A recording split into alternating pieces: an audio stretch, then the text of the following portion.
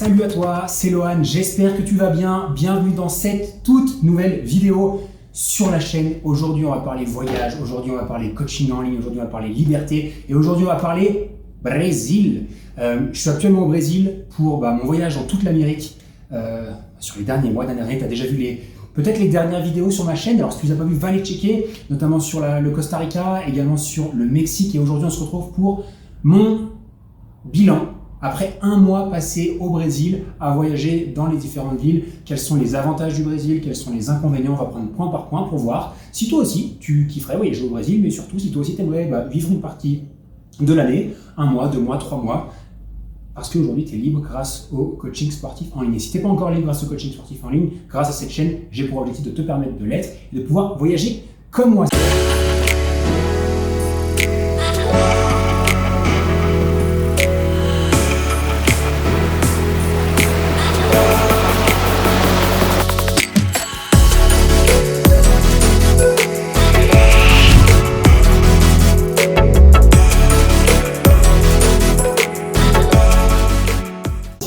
Pas encore, je m'appelle Lohan Douchet, je suis fondateur de Level Up Trainers, j'accompagne des coachs sportifs et des professionnels du fitness à développer leur activité grâce à Internet et surtout grâce à la puissance du coaching en ligne. Et la raison pour laquelle je tourne toutes ces vidéos, c'est parce que beaucoup trop de coachs sportifs galèrent et je ne veux surtout pas que tu sois l'un d'entre eux.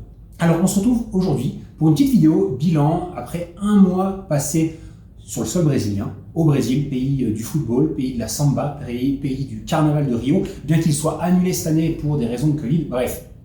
Et je souhaitais dresser un petit bilan de qu'est-ce que j'ai pu y faire, qu'est-ce que j'ai apprécié, qu'est-ce que j'ai un peu moins apprécié, comment j'ai vécu ce mois-là avec les Brésiliens, avec les différentes personnes que j'ai pu rencontrer, les différentes expériences que j'ai pu faire pour te donner envie ou pas, on va voir, de venir passer quelques mois ici. Avant de démarrer et de rentrer dans le vif du sujet, j'ai pris quelques notes sur mon téléphone, tu vas me voir mon téléphone juste après.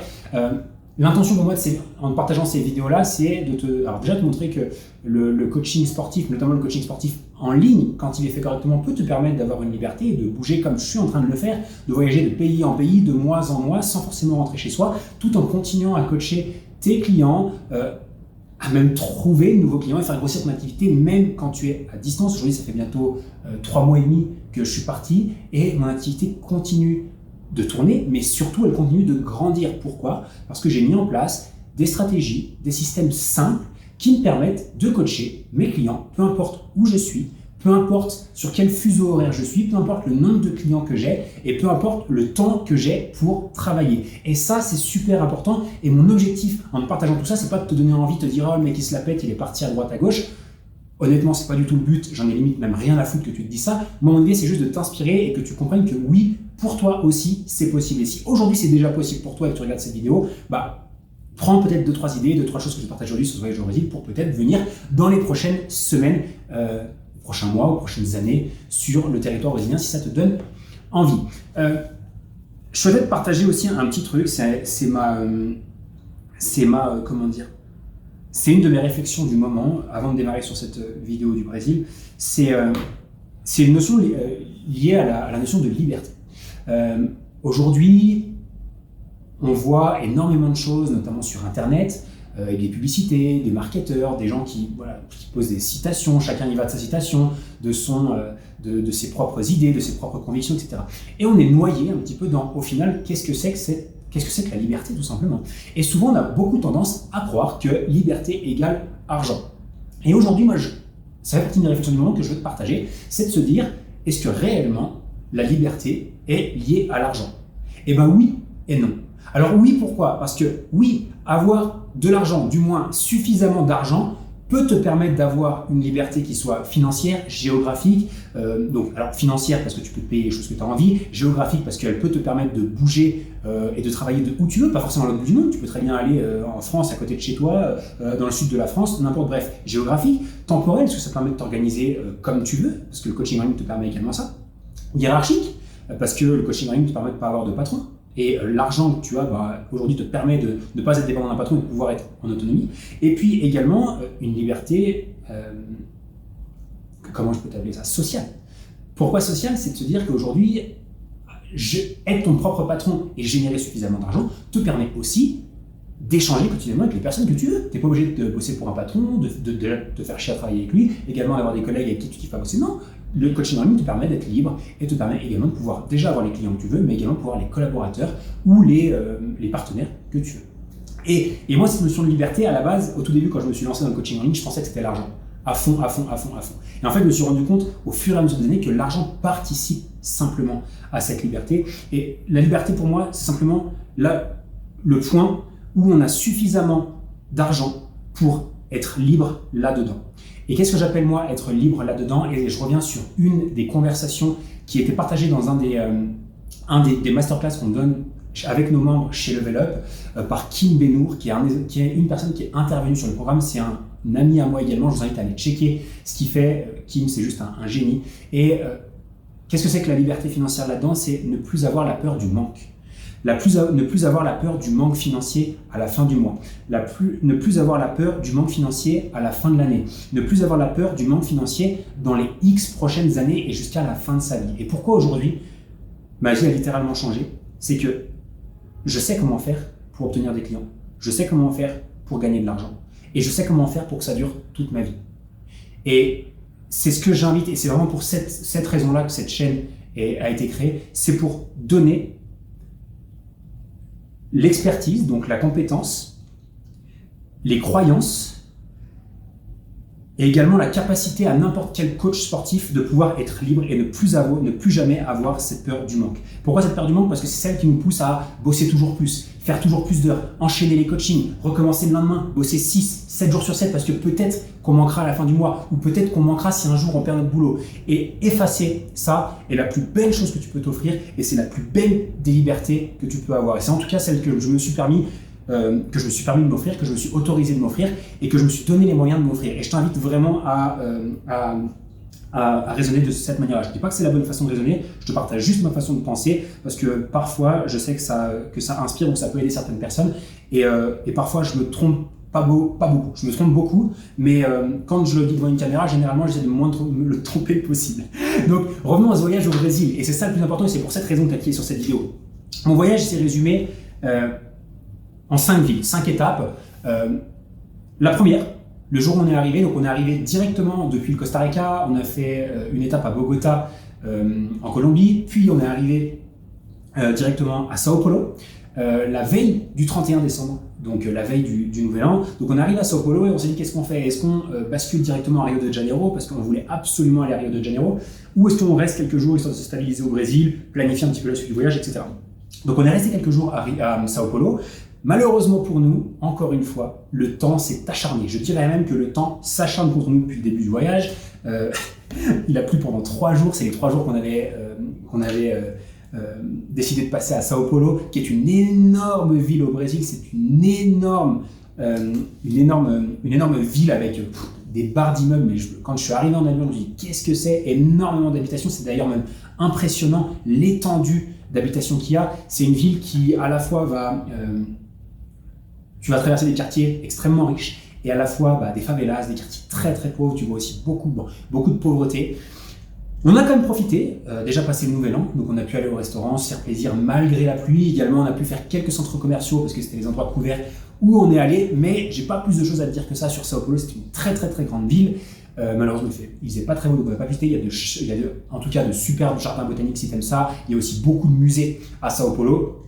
Malheureusement, on n'a pas pu voir tout ça. Du coup, on a voyagé directement à Rio. Ce qu'il faut savoir, c'est qu'au Brésil, j'en reparlerai tout à l'heure sur les transports, mais soit tu voyages en avion, parce que le Brésil est tellement grand que chaque voyage prend entre 6 et 25 heures, soit tu vas en bus. Et ils ont des énormes lignes de bus avec des gros bus, avec tous couchettes, etc., qui te permettent de faire des longs trajets qui sont quand même plutôt agréables. Moi qui déteste le bus, moi qui déteste me coller sur les gens, c'était plutôt agréable, j'y reviendrai juste après.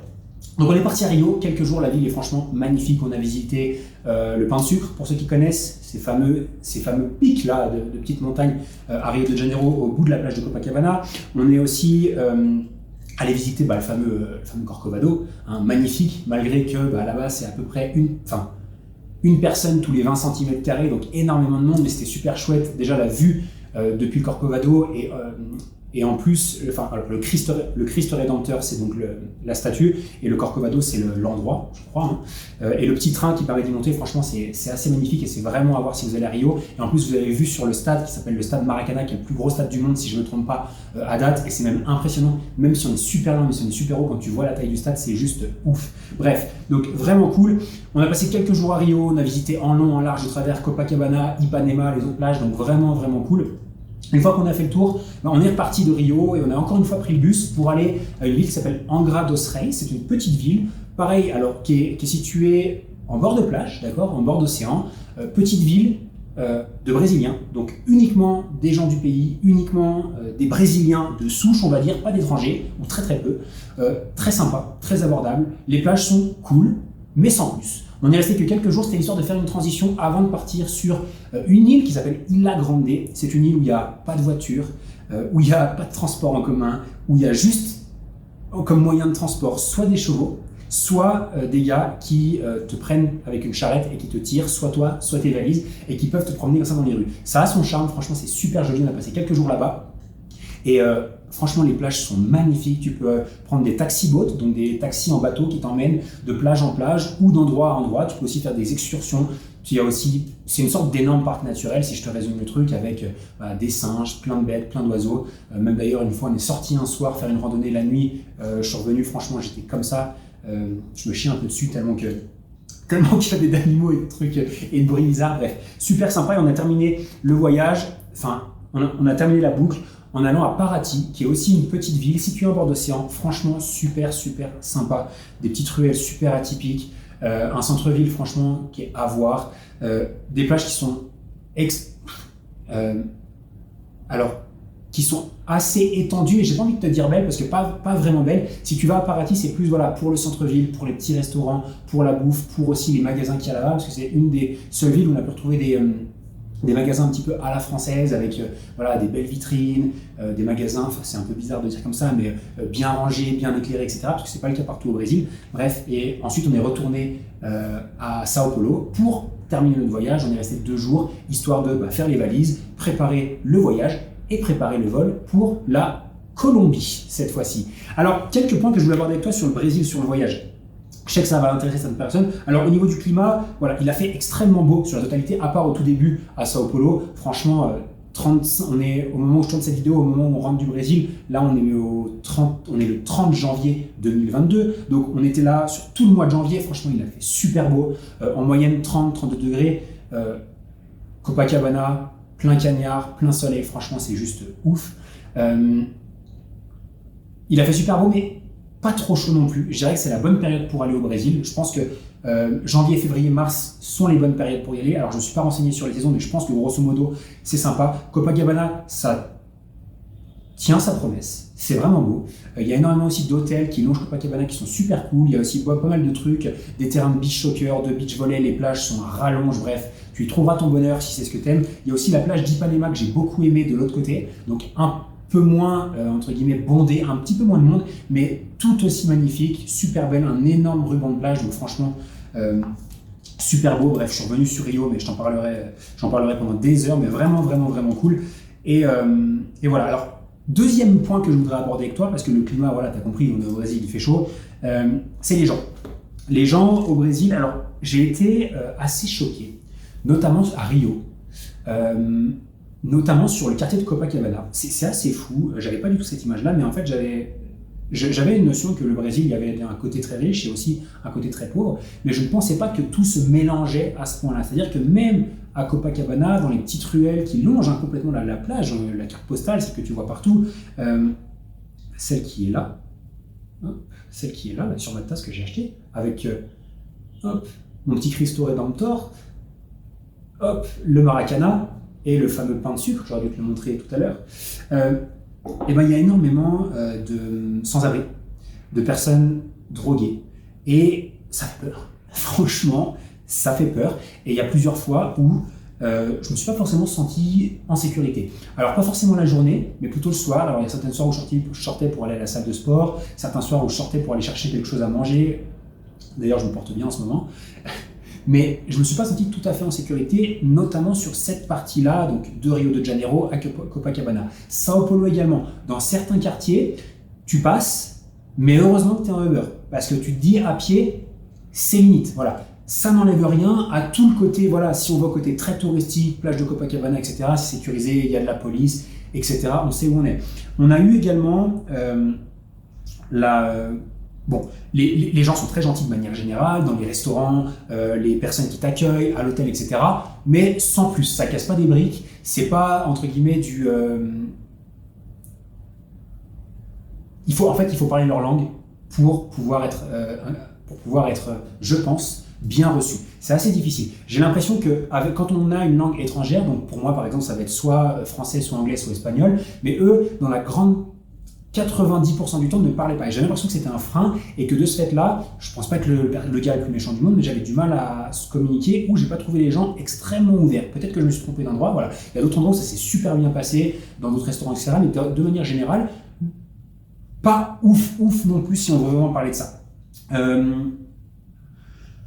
Salle de sport, j'ai trouvé, donc je pensais aux gens, mais je pense aussi à l'accueil des salles de sport, moyennasse aussi, pas ouf. Les structures de salles de sport, c'est le Brésil, il y a du haut de gamme, mais il y a aussi des trucs plutôt anciens. Alors j'ai testé plusieurs structures, j'ai plus les noms en tête, mais voilà, une sorte de chaîne un peu comme Fitness Park en France, ça allait, franchement, bon matériel, mais beaucoup de monde dans la salle.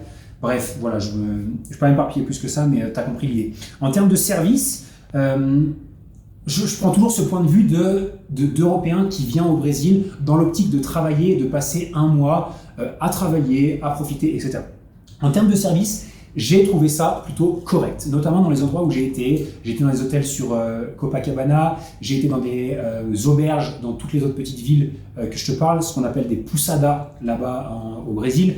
Et de manière générale, alors j'ai pas pris des choses très peu chères, j'ai pas pris des choses chères, j'ai pris des choses moyen de gamme, et de manière générale, j'ai trouvé que le service était plutôt bon, voire très bon dans ces endroits-là.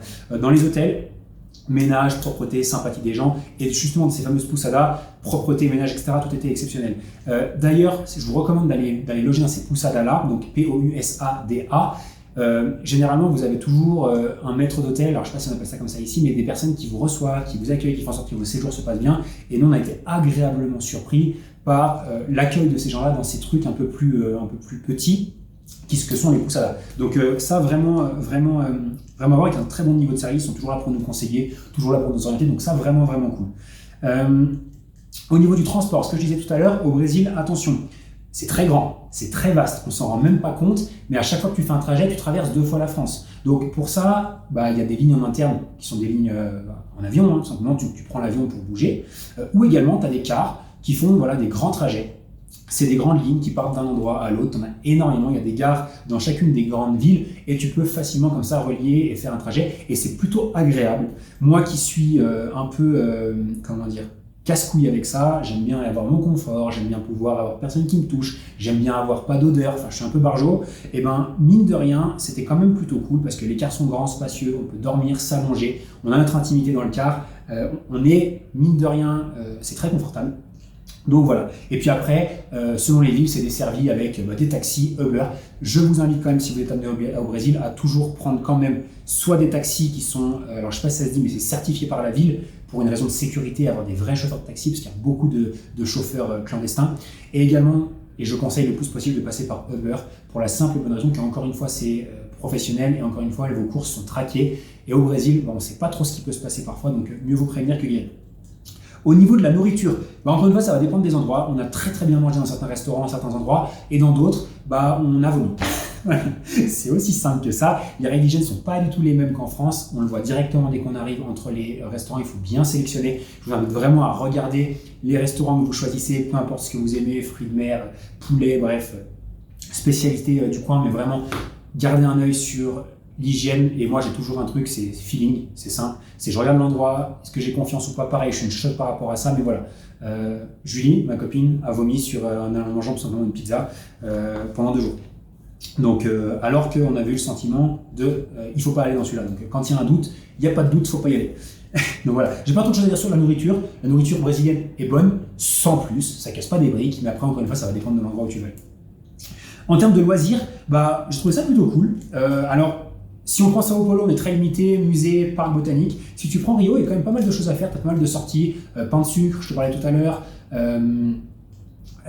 Corcovado et Cristo Redentor, tu as des parcs botaniques aussi, tu peux aller faire des excursions, il y a des balades, il y a des randonnées, évidemment tu as Copacabana, tu as énormément de choses, tu as des grands centres commerciaux, tu as énormément de choses à faire, énormément de choses à visiter. Je suis pas un grand explorateur, je suis pas un grand malade de tout ce que tu peux faire, mais il y a énormément de choses. Également, si on parle de Ilha Grande et si on parle de Paraty, pareil, tu as énormément de balades, énormément de randonnées, tu peux aussi faire, tu as du jet ski, tu peux faire énormément de choses là-bas. C'est pas des activités, si tu recherches des activités, alors je te dis jet ski parce qu'il y en a un ou deux, mais c'est pas l'activité majeure, t'es pas à Dubaï où tout le monde sait trouver son jet ski, mais tu as énormément de trucs à faire qui sont extrêmement sympas là-bas. Après, voilà, tout va dépendre de tes goûts, etc. Moi, je sais que je vais plutôt randonner parce que j'aime bien allier un petit peu les sorties avec une petite activité sportive. J'aime bien également aussi un truc de branleur, mais la plage, à rien faire. Donc voilà, à toi de voir. En termes d'environnement de travail maintenant, je dirais que, encore une fois, l'environnement de travail, si tu vas pour bosser, tout va dépendre des endroits que tu choisis pour loger. Je t'inviterai à déjà checker à chaque fois les connexions Wi-Fi, parce que les connexions Wi-Fi sont très moyennes dans le pays, au Brésil, donc check et je te recommande d'aller justement dans les endroits sur Booking ou sur Airbnb où tu as une note spécialement attribuée à la connexion Wi-Fi qui est bonne. Ça te fera économiser beaucoup de temps et beaucoup de frustration, crois-moi, j'en ai fait les frais. Et également, tu peux aussi aller et rechercher, comme là où je suis aujourd'hui, ce qu'on appelle des co-living. C'est des petites chambres. Là, j'ai un studio qui est sur 2 étages. Je ne sais pas si tu vois bien, mais voilà. C'est un studio plutôt sympa sur 2 étages dans lequel tu as des logements et également un coworking avec une super bonne connexion internet, etc. En plein centre-ville. C'est un peu plus cher que le reste, mais au moins, tu peux travailler tranquille dans des bonnes conditions, dans un bon environnement de travail. Tout va dépendre aussi dans les villes où tu es au Brésil.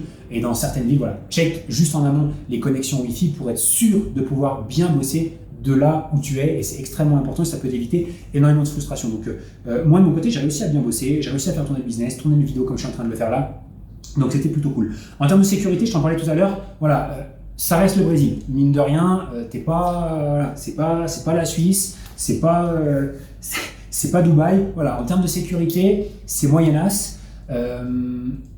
Encore une fois, il y a les endroits très touristiques où ça va, tu vas avoir un peu de police, etc. à droite à gauche. Et si tu commences à vouloir traverser un peu les quartiers à pied sans savoir là où tu vas, tu te demandes si tu vas repartir des fois avec ta main ou si on va pas te couper une jambe, tu vois. Donc franchement, c'est limite.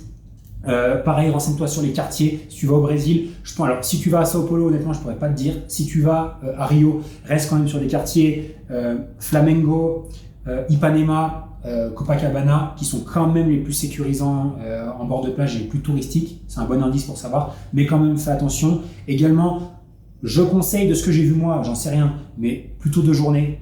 Ne traîne pas trop dehors la nuit parce qu'on ne sait pas trop ce qui peut se passer. Et il y a des gens bizarres, hein, pas comme partout, mais j'ai l'impression qu'il y en a une petite concentration là-bas. Voilà. Après, sur Paraty, Ilha Grande, là-bas t'es tranquille, aucun problème de sécurité.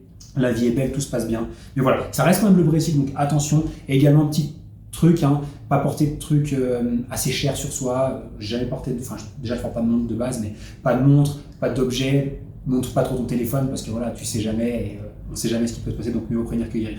En termes d'argent et de coût de la vie, c'est plutôt abordable. Le Brésil, en moyenne, sur un tarif moyen à la nuit, c'est 40 € la nuit en moyenne. Alors pour trouver un logement, on va dire normal, compte entre 40 et 50 € la nuit.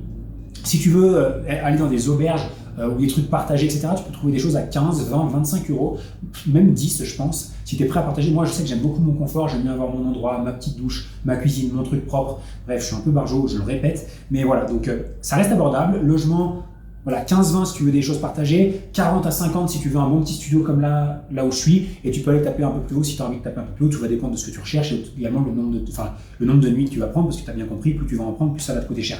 Également la bouffe, ça coûte rien, donc grosso modo tu divises par 2 le prix soit du restaurant, soit du supermarché en France, donc tu peux tout diviser par 2, je vais te le faire le plus simple possible plutôt que de donner des exemples de ça coûte ça, ça coûte ça, donc tu divises tout par 2, c'est ça, et puis après tout ce que tu payes, tout est divisé par 2 par rapport à la France si tu viens de la France ou de Belgique, ou divisé par 3 si tu viens de la Suisse.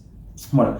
Et la vie de coach en ligne, elle est plutôt pas mal, parce que mine de rien, tu peux bosser, derrière tu as la plage à côté, tu as la vie qui est pas chère. La vie de manière générale n'est pas chère du tout, hein. Franchement ça coûte rien, la salle de sport, l'entrée, une journée à la salle de sport, c'est 5 €, juste pour te dire. Un mois à la salle de sport, c'est 20 €. dans les salles de sport chères. Ouais, donc le coût de la vie est très bas. Il fait soleil, tout le monde alors tout le monde. Quand tu es sur ces plages-là, je pense Copacabana, etc., Isla Grande, Paradis qui sont quand même plutôt touristiques, où il y a du soleil, où il y a des gens en short de bain, maillot de bain, etc., tout le monde est quand même en plutôt bonne santé, donc ça donne envie d'être en bonne santé, d'être en bonne condition physique. Ça donne envie aussi de travailler parce que tu as aussi 2-3 coworking, 2-3 endroits sympas, etc. Donc j'ai vécu franchement un super bon mois au Brésil. Et si, par rapport au Costa Rica où je te disais que c'était extrêmement cher et si tu veux rester là-bas pendant quelques temps, c'est chaud. Le Brésil, j'ai envie de te dire, vas-y, fonce parce que franchement, toutes les conditions sont réussies pour passer un super bon moment. Petit bémol sur la sécurité, attention quand même. Donc voilà, j'ai fait le tour sur le Brésil, sur ce mois. Voilà mon petit cadeau, j'ai décidé maintenant de rapporter une tasse de chacun des pays que je fais. Ça va être une de mes petites habitudes du moment, mais très positif au niveau du Brésil, du moins des villes que j'ai fait. Tu as énormément d'autres choses que tu peux aller voir. Je pense à tout le nord du Brésil qui a l'air, et de ce qu'on m'a dit, super sympa. Tu as aussi les chutes d'Iguazu qui sont extrêmement sympas et qui apparemment il faut voir aussi parce que c'est aussi une merveille naturelle du monde. Bref, énormément de choses à faire. C'est un très grand pays.